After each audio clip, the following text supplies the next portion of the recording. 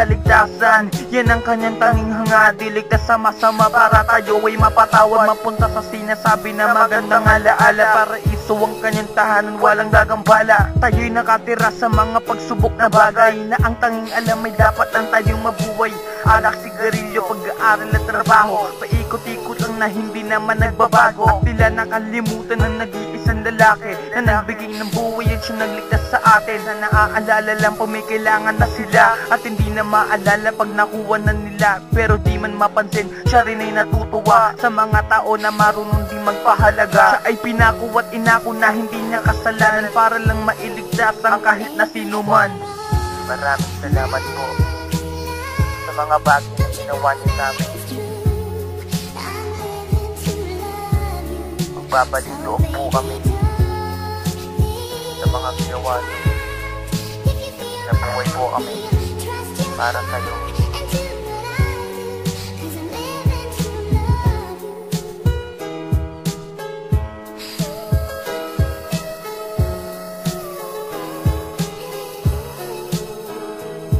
Salamat po sa pagbigay sa amin ng inyong tahanan, na di pinabayaan kahit na makasalanan. Pinatawad sa mali at pinalitan na ng tama, di nagdalawang isip kahit na sino pa siya. Dahil sa propesiya, isa lang ang propeta, yan ang mahal na Kristo at siya din na ang bahala. Ang gumawa na paraan para tayo ay makataka sa mga kasalanan, sa tukso at sa aha. Salita pa lang niya, ang dami na magbabago. Tanggapin mo pa ang pagbago, panigurado lalayo ka sa pahamak at ikay mapupunta sa tuwid na landas at hindi madadapa. Siya din naman kasi ang sagot sa ating problema, binigay niya to sa atin para lang tumibay pa. Pundasyon na iningatan tulad ng pag-ingat niya sa mga tupa na dati ay pinapasunod niya.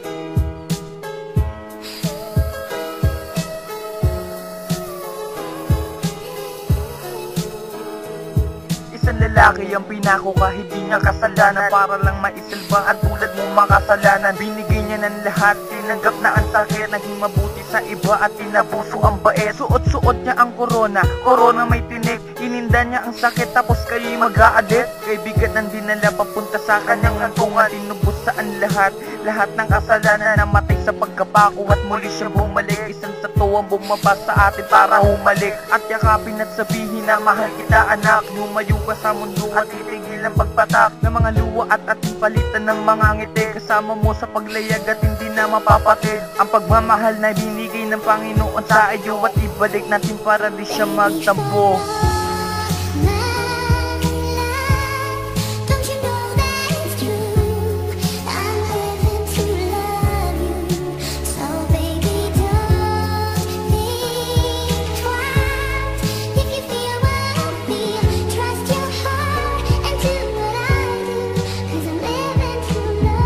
Maraming salamat po, Jesus. Maraming salamat po.